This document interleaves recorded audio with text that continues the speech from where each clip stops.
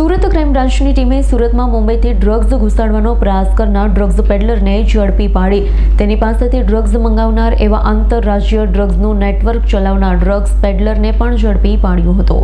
Surat police no drugs in Surat city અભિયાન ચલાવી રહી છે, ત્યારે ગેરકાયદે માદક પદાર્થોની હેરાફેરી કરતા ડ્રગ્સ માફિયાઓ તથા આવા ગુનાઓને વોન્ટેડ આરોપીઓને પકડી પાડવા ઉપરી અધિકારીઓ દ્વારા અપાયેલી સૂચનાને લઈ ક્રાઇમ બ્રાન્ચની અલગ અલગ ટીમ મેદાનમાં હતી।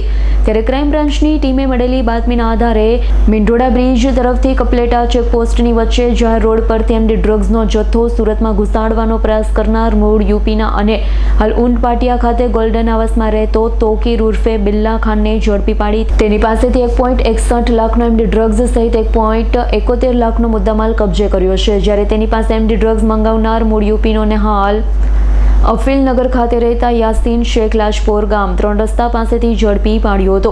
ઝડપાયેલો આરોપી યાસીન શેખ આંતરરાજ્ય ડ્રગ્સનું નેટવર્ક ચલાવતો હોવાની કબૂલાત કરતા ક્રાઇમ બ્રાન્ચે બંનેની વધુ તપાસ હાથ ધરી છે।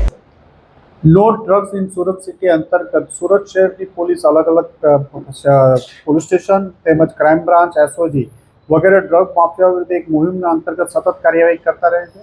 આ અંતર્ગત ક્રાઇમ બ્રાન્ચના પોલીસ ઇન્સ્પેક્ટર જૈન ઝાલા સાહેબ અને એમની ટીમને એક ઇન્ફોર્મેશન મળી હતી, જેના આધારે કે મુંબઈથી એક કિસમ ડ્રગ્સ સુરત લાવી અને વેચવાનો છે અને એ મીંઢોળા બ્રિજથી કપલેટા તરફ આવવાનો છે। આ બાતમીના આધારે કાલે તેમની ટીમ દ્વારા રેડ કરવામાં આવી હતી અને એક તોકીર ઉર્ફે બિલ્લા સન ઓફ રઈસ ખાન જે ઊંટ પાટિયા ગોલ્ડન નિવાસ આસપાસ રહે છે એને પકડી પાડવામાં આવ્યો હતો। એમના કબજામાંથી 53 ગ્રામ જેટલું સારી ક્વોલિટીનું એમડી ડ્રગ્સ મળી આવ્યું છે અને એની પૂછપરછમાં આ ડ્રગ્સ એ મુંબઈથી એક સમીર નામના માણસ પાસેથી ધારાવી એરિયામાંથી લઈને આવ્યો હતો અને આ ડ્રગ્સ આગળ યાસીન સલમાન શેખ જે ઊન પાટિયા પાસે ભેસ્તાનમાં રહેવાસી છે એને આપવાનું હતું।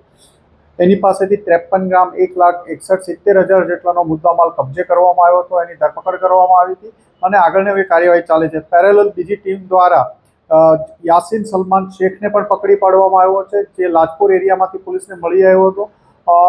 યાસીન શેખ વિરુદ્ધ પહેલાં અગાઉ એનડીપીએસનો હેસ્તાન પોલીસ સ્ટેશનમાં 23 ગ્રામનો કેસ ગયા વર્ષે રજીસ્ટર થયેલો છે। આ ઉપરાંત એના વિરુદ્ધ એક બીજો કેસ છે અને છેલ્લા 2 માસમાં તોકીર 3 ટ્રીપ 50 ગ્રામ જેટલું ડ્રગ્સ લાવી અને યાસીનને આપેલાનું પ્રાથમિક પૂછપરછમાં કબૂલેલું છે।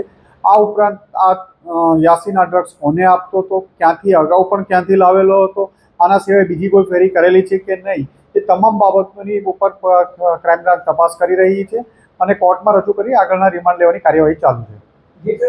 Bureau report S9 news Surat. અમારી તમામ માહિતીથી અપડેટ રહેવા માટે જોડાયેલા રહો S9 ન્યૂઝ સાથે।